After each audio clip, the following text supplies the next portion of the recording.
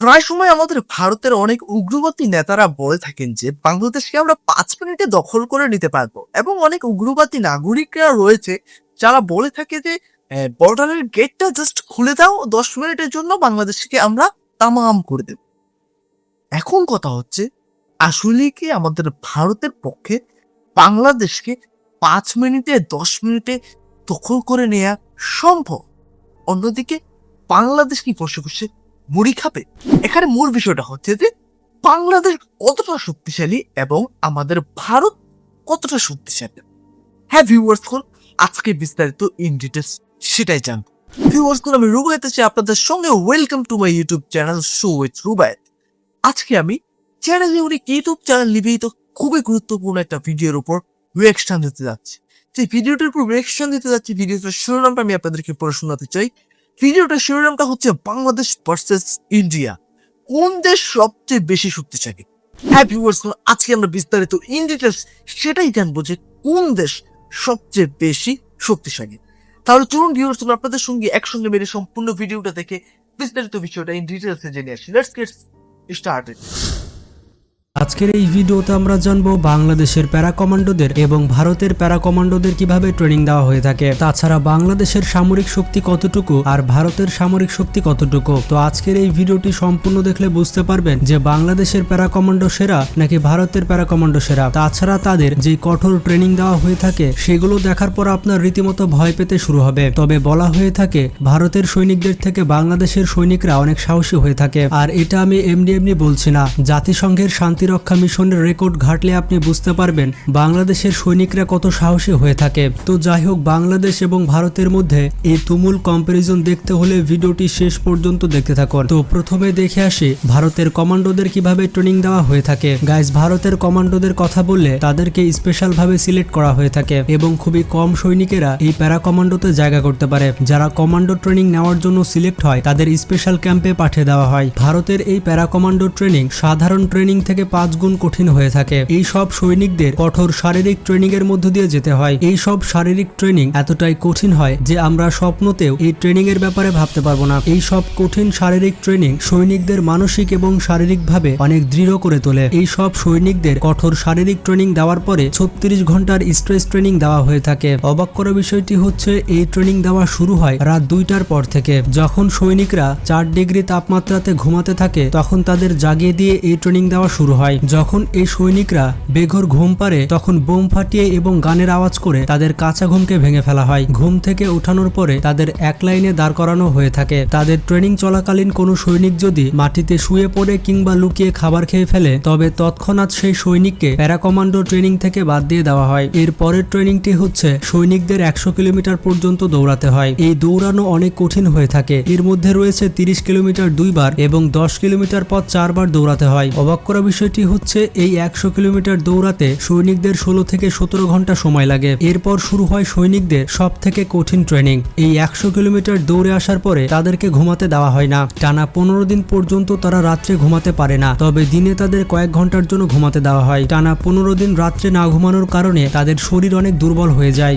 এরপর 15 দিন পরে তাদের আবার নতুন ট্রেনিং দেওয়া হয়। এই ট্রেনিংটি হচ্ছে তাদের বন্ধুদের ঘাড়ে করে নিয়ে এক জায়গায় থেকে অন্য জায়গায় নিয়ে যেতে হবে। আসলে প্যারা কমান্ডোরা বিশ্বাস করে তারা যে কোনো পরিস্থিতিতে তাদের সঙ্গীদের শত্রুদের হাতে তুলে দেবে না। টানা 5 ঘন্টা ধরে সৈনিকদের এই ট্রেনিং করতে হয়। এই ট্রেনিং শেষ করার পর তাদের আবার 1 কিলোমিটারের পথ পাড়ি দিতে হয়। এই 1 কিলোমিটার পথ পাড়ি দিতে হয় 30 কেজি ওজনের একটি ব্যাগ ঘাড়ে নিয়ে। এছাড়া তাদের সাথে দেওয়া হয় অনেক ভারী ভারী অস্ত্র এবং প্রত্যেক রাউন্ডে তাদের ওজন আরো বাড়িয়ে দেওয়া হয়। প্রথম রাউন্ডে তাদের কাছে 20 কেজি ওজনের একটি ব্যাগ দেওয়া হয়। এরপর সেকেন্ড রাউন্ডে তাদের ট্রাকের বিশাল বড় বড় চাকা দেওয়া হয়। এরপর তৃতীয় রাউন্ডে তাদের গাছের বড় বড় গুড়ি দেওয়া হয়। প্রত্যেকটি রাউন্ড পার করার জন্য এই সব সৈনিকদের কাছে 1 ঘন্টার মতো সময় থাকে। এই সব কষ্টকর ট্রেনিং তারা 9 ঘন্টা ধরে করতে থাকে। এতক্ষণ ধরে যে তারা ট্রেনিং করছে তাদেরকে কোনো খাবার খেতে দেওয়া হয়নি। এতক্ষণ ধরে না খেয়ে থাকার কারণে তারা অনেক দুর্বল হয়ে পড়ে।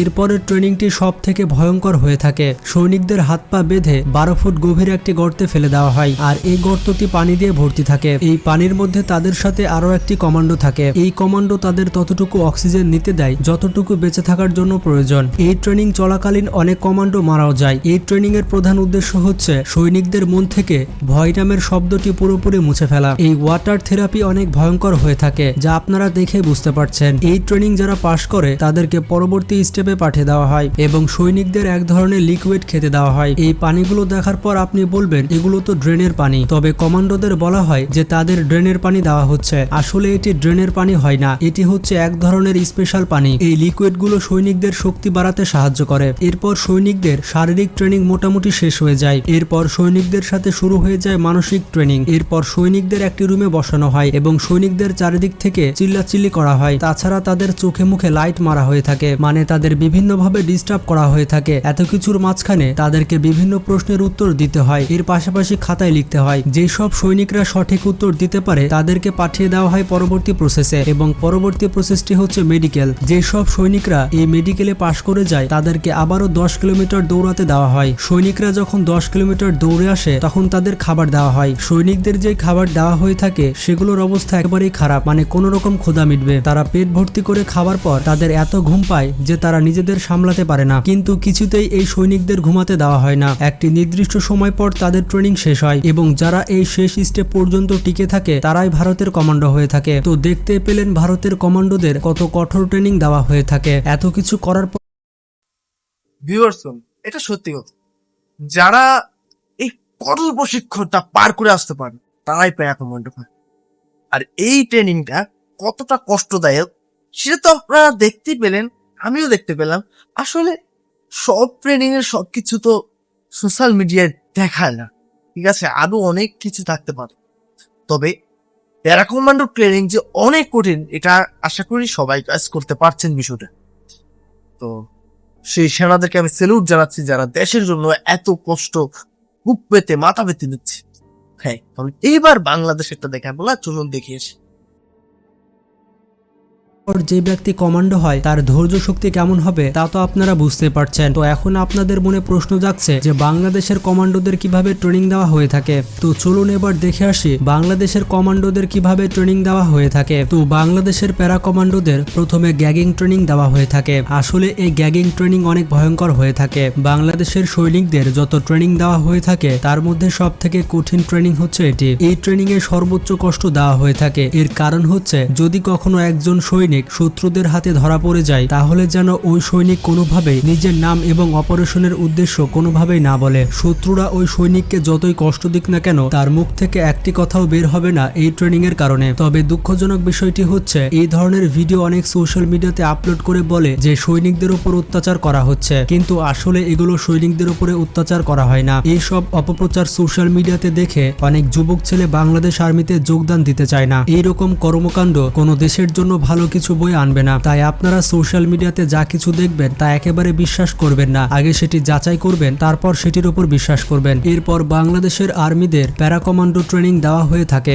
বাংলা সেনাবাহিনীর আরেকটি ভয়ঙ্কর ট্রেনিং এর নাম হচ্ছে প্যারা কমান্ডো ট্রেনিং। বুকে প্রচুর সাহস এবং গায়ে শক্তি না থাকলে এই ট্রেনিং আপনি কোনোভাবেই সম্পন্ন করতে পারবেন না। দেশের বিভিন্ন জরুরি পরিস্থিতিতে এই প্যারা কমান্ডো ইউনিট নিয়োজিত থাকে। আর এই প্যারা কমান্ডো ট্রেনিং এতটাই বিপজ্জনক হয়ে থাকে যে এই ট্রেনিং চলাকালীন অনেক সৈনিক মারা যায়। এই সব প্যারা কমান্ডোদের ট্রেনিং 3 থেকে 6 মাস পর্যন্ত দেওয়া হয়ে থাকে। এই প্যারা কমান্ডো ট্রেনিং এ 100 ভাগের মধ্যে কেবল 30 ভাগ সৈনিকই উত্তীর্ণ হতে পারে। এই প্যারা কমান্ডো ট্রেনিং এ প্রথমে সৈনিকদের 30 কেজি ওজন সাথে নিয়ে 60 থেকে 70 কিলোমিটারের পথ পাড়ি দিতে হয়। এরপর সৈনিকদের গ্রেনেড এবং বিভিন্ন হাতিয়ার ভালোভাবে চালানো শেখানো হয়ে থাকে। এরপর সৈনিকদের ট্রেনিং দেওয়া হয় বাজে বাজে খাবার খাওয়ার ট্রেনিং। তাদেরকে এমন সব বাজে বাজে খাবার দেওয়া হয় যেগুলো মানুষ চিন্তা ভাবনা করতে পারবে না। এমনকি এই সব সৈনিকদের বিভিন্ন ধরনের সাপ খেতে হয়। এই সব জঘন্য খাবার সৈনিকদের খাওয়ানো হয়ে থাকে যাতে বিভিন্ন প্রতিকূল পরিবেশে তারা এই সকল খাবার খেয়ে বেঁচে থাকতে পারে। প্যারা কমান্ডো ট্রেনিং এর সব থেকে ভয়ঙ্কর মুহূর্ত হচ্ছে চলন্ত বিমান থেকে লাফ দেওয়া। এই ট্রেনিং এ মাঝ আকাশ থেকে সৈনিকদের লাফ দিতে হয় এবং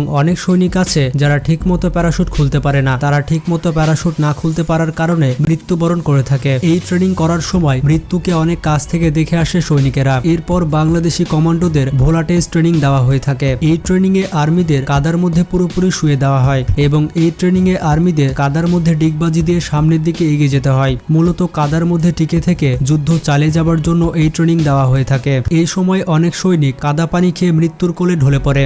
এই সব নোংরা কাদার মধ্যে ট্রেনিং করা কতটা কষ্টকর তা হয়তো আমি এবং আপনি বাসাতে বসে থেকে বুঝতে পারবো না। এরপর বাংলাদেশের কমান্ডোদের ওয়াটার ট্রেনিং দেওয়া হয়ে থাকে। এই ওয়াটার ট্রেনিং এ একজন সৈনিককে হাত পা বেঁধে পানির মধ্যে ফেলে দেওয়া হয় এবং এই হাত পা বাঁধা অবস্থায় একজন সৈনিককে 10 থেকে 15 মিনিট পানিতে টিকে থাকতে হয়। আপনারা অনেকে এই ট্রেনিংকে দেখার পরে সহজ মনে করতে পারেন, আমাদের যদি হাত পা বেঁধে পানিতে ফেলে দেওয়া হয় তাহলে আমরা 30 সেকেন্ডও টিকতে পারবো না। তো এরপর বাংলাদেশের সৈনিকদের জগিং ট্রেনিং দেওয়া হয়ে থাকে। এই ট্রেনিং এ সৈনিকদের গায়ে অনেক লতা পাতা বেঁধে দেওয়া হয় এবং সৈনিকদের 1000 বার লেফট রাইট করানো হয়ে থাকে। এতক্ষণ ধরে লেফট রাইট করার কারণে সৈনিকদের গা হাত পা ব্যথা হয়ে যায় এবং এই ট্রেনিং এর কারণে সৈনিকদের গায়ের মধ্যে অনেক লতা পাতা ঢুকে যায়। তো এই সব কষ্টকর ট্রেনিং করার পরে যে সৈনিকগুলো টিকে থাকতে পারে তারাই হতে পারে বাংলাদেশের কমান্ডো। তো এখন আপনি দেখতেই পেলেন ভারতের কমান্ডো এবং বাংলাদেশের কমান্ডোদের কত ভয়ানক ট্রেনিং দেওয়া হয়ে থাকে। এবার চলুন দেখে আসি বাংলাদেশের সামরিক শক্তি কতটুকু আর ভারতের সামরিক শক্তি কতটুকু।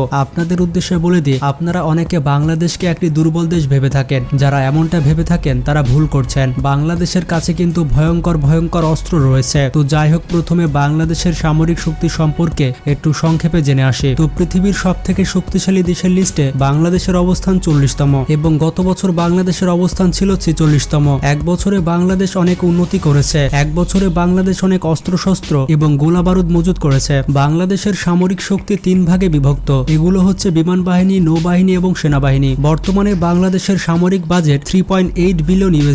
বাংলাদেশি টাকায় মোটামুটি 38,000 কোটি টাকা। তো বর্তমানে বাংলাদেশের সেনাবাহিনীতে 1,65,000 অ্যাক্টিভ মিলিটারি রয়েছে এবং বাংলাদেশ সেনাবাহিনীর কাছে যুদ্ধ ট্যাঙ্ক রয়েছে 620টি। এছাড়া আর্মড ভেহিকেল রয়েছে 13,100টি। এছাড়া সেলফ প্রোপেল আর্টিলারি রয়েছে 30টি। টাউড আর্টিলারি রয়েছে 370টি। MLRS বা রকেট আর্টিলারি রয়েছে 70টি। এছাড়াও বাংলাদেশ সেনাবাহিনীর কাছে অনেক ভয়ঙ্কর মিসাইল রয়েছে। এছাড়া ভয়ঙ্কর অ্যাটাক হেলিকপ্টার রয়েছে বাংলাদেশ সেনাবাহিনীর কাছে। বাংলাদেশ নৌবাহিনীর কথা বললে পুরো পৃথিবীতে বাংলাদেশ নৌবাহিনী 29তম এবং বাংলাদেশ নৌবাহিনীর কাছে অত্যাধুনিক সব অস্ত্র রয়েছে। বাংলাদেশ নৌবাহিনীর কাছে রয়েছে 2টি সাবমেরিন, যেগুলো অনেক ভয়ঙ্কর সাবমেরিন। এছাড়া রয়েছে শক্তিশালী ফ্রিগেট এবং করভেট। তো এরপরে আসা যাক বাংলাদেশ বিমান বাহিনীর কাছে। পুরো পৃথিবীতে বাংলাদেশ বিমান বাহিনী শক্তিতে 44তম। প্রতিনিয়ত বাংলাদেশ বিমান বাহিনীকে উন্নত করা হচ্ছে এবং যোগ হচ্ছে নতুন নতুন হাতিয়ার। বাংলাদেশ বিমান বাহিনীর কাছে সব থেকে আধুনিক যুদ্ধ জাহাজ রয়েছে MiG-29। বাংলাদেশের কাছে মোট 8টি MiG-29 রয়েছে। তবে দুঃখজনক বিষয়টি হচ্ছে বাংলাদেশ বিমান বাহিনীর কাছে কোনো অ্যাটাক হেলিকপ্টার নেই। তাছাড়া আকাশপথে কোনো লং রেঞ্জের মিসাইল নেই।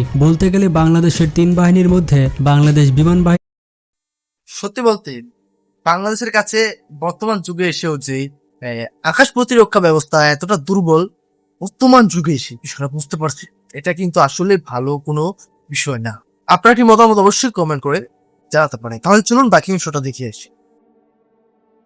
একটু দুর্বল। তো যাই হোক, এবার অন্যদিকে ভারতের মিলিটারি পাওয়ার দেখে আসে। পৃথিবীর সব থেকে শক্তিশালী দেশের মধ্যে ভারতের অবস্থান 4র্থ এবং ভারতের জনসংখ্যার কথা বললে তাদের জনশক্তি রয়েছে 138 কোটি। এর মধ্যে যুদ্ধ করতে সক্ষম ম্যান পাওয়ার রয়েছে 65 লক্ষ। অন্যদিকে ভারতের কাছে টোটাল সৈন্য সংখ্যা রয়েছে 31 লক্ষ, যেটা বাংলাদেশের থেকে অনেকটাই বেশি। ভারতের কাছে শুধুমাত্র একটি মিলিটারি রয়েছে 14,50,000 এবং রিজার্ভ সৈন্য সংখ্যা রয়েছে 11,50,000। তাছাড়া প্যারামিলিটারি রয়েছে 25,27,000। অবাক করার বিষয়টি হচ্ছে বর্তমানে ভারতের সামরিক বাজেট $54.2 বিলিয়ন।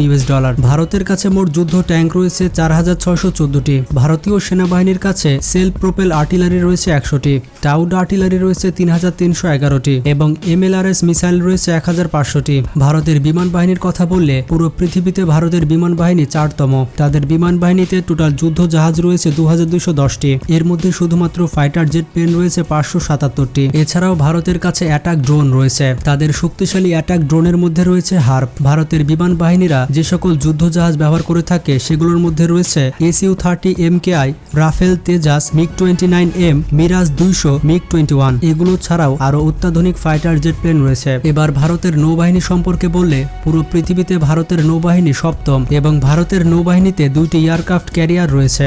এছাড়া রয়েছে 12টি ফ্রিগেট এবং 19টি করভেট। ভারতের কাছে 14টি সাবমেরিন রয়েছে, যেগুলো সব ভয়ঙ্কর সাবমেরিন। সাবমেরিন। ভারতের কাছে যে সকল সাবমেরিন রয়েছে সেই সব সাবমেরিন পারমাণবিক বোমা বহন করতে সক্ষম। তাছাড়া ভারতের সব থেকে শক্তিশালী অস্ত্র হচ্ছে পারমাণবিক বোমা। তাদের কাছে 120টি পারমাণবিক অস্ত্র রয়েছে। তো বাংলাদেশের কাছে কোনো পারমাণবিক অস্ত্র নেই। বাংলাদেশের কাছে যদি 60 থেকে 70টি পারমাণবিক অস্ত্র থাকতো তাহলে বাংলাদেশের দিকে কেউ চোখ তুলে তাকাতে পারতো না। তো বাংলাদেশ এবং ভারতের মধ্যে যুদ্ধের কোনো প্রশ্নই আসে না। সেই আদিকাল থেকে বাংলাদেশ এবং ভারতের সুসম্পর্ক রয়েছে। তো যাই হোক, কারা কারা নিজের দেশকে ভালোবাসেন তারা কিন্তু কমেন্ট বক্সে জানাবেন এবং এইরকমই মজাদার সব ভিডিও পেতে আমাদের চ্যানেলটি সাবস্ক্রাইব করে পাশে থাকা বেল আইকনটি ক্লিক করে দিন এবং ভিডিওটি ভালো লাগলে বন্ধুদের সাথে শেয়ার করতে পারেন। তো ভালো থাকবেন, সুস্থ থাকবেন, নিজের খেয়াল রাখবেন। আল্লাহ হাফেজ।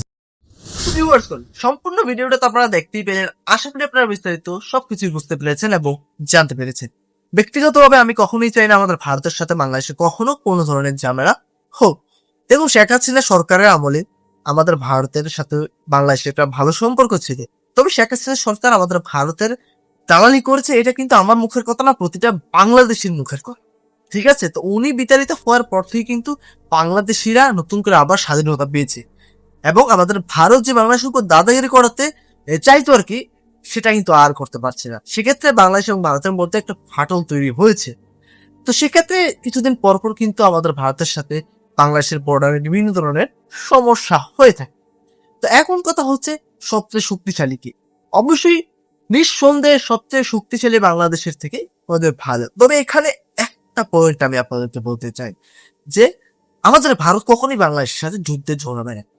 দেখুন, আমাদের ভারতের কিন্তু অনেকগুলো ফ্রন্ট রয়েছে। ফ্রন্ট মানে অনেকগুলো দিক, যেমন চীন একটা দিক, পাকিস্তান একটা দিক এবং আমাদের ভারতের বিদ্রোহী গোষ্ঠী আছে, বিদ্রোহী গোষ্ঠী আরেকটা দিক। তো ঠিক এরকম ভাবে কিন্তু বাংলাদেশের সঙ্গে যদি ভারতের কোনো ধরনের সমস্যা হয় বা যুদ্ধ তৈরি হয়, তাহলে এই সবগুলো ফ্রন্টে যারা রয়েছে সবাই ভারতের উপর চেপে বসবে। তখন কিন্তু আমাদের ভারত সবগুলো ফ্রন্টে একসাথে যুদ্ধ করতে পারবে না এবং আমাদের ভারতের কাছে যা যা রয়েছে সবকিছু যদি বাংলাদেশের মানে কাছাকাছি নিয়ে আসে, তাহলে কিন্তু ওই ফ্রন্ট গুলো যেখানে রয়েছে আর কি, ওই ফ্রন্টের মুখোমুখি সব খালি হয়ে যাবে, মানে রাস্তা ক্লিয়ার এবং চীন পাকিস্তান বিদ্রোহী গোষ্ঠীরা মাথা চালা দিয়ে উঠবে। তো সেক্ষেত্রে কিন্তু সব শক্তি বাংলাদেশের উপর প্রয়োগ করা কখনোই সম্ভব হবে না। তো সেই ক্ষেত্রে কিন্তু বাংলাদেশকে কখনোই আমাদের ভারত 5 মিনিটে 10 মিনিটে দখল করতে পারবে না এবং এটা অসম্ভব। আশা করি বিষয়টা বুঝতে পেরেছেন। এমনিতে যদি কম্পারিজন করতে যান, আমাদের ভারত বাংলাদেশের থেকে শক্তিশালী। তবে বাংলাদেশের যে সামরিক শক্তি রয়েছে, ঠিক আছে, বাংলাদেশ অনুযায়ী রিসেন্টলি আরো বেশি আপগ্রেড হচ্ছে এবং বাংলাদেশের যে কমান্ডো বাহিনীরা রয়েছে ওনারাও বেশ বেশ বেশ প্রশিক্ষিত এবং বিশেষ করে বাংলাদেশের নাগরিকরা ওনারা দেশের জন্য নিজের জীবন উৎসর্গ করতেও রাজি। সেটা হয়তো আপনারা জুলাইয়ের আন্দোলনে দেখেছেন। তো ভিউয়ার্স, এই ছিল বিস্তারিত। তো ভিউয়ার্স, আজকে সম্পূর্ণ রিঅ্যাকশন ভিডিওটা আপনাদের কাছে কেমন লেগেছে অবশ্যই কমেন্ট করে জানাবেন। যদি ভালো লেগে থাকে আপনারা চাইলে আমার ইউটিউব চ্যানেলটাকে সাবস্ক্রাইব করতে পারেন, ভিডিওতে লাইক করতে পারেন। তাহলে বিদায় নিচ্ছি, এখানে দেখা হবে পরবর্তী কোনো একটা ইনফরমেটিভ ভিডিওতে। ততক্ষণ পর্যন্ত সকলেই ভালো থাকবেন, সুস্থ থাকবেন। Tata, bye bye.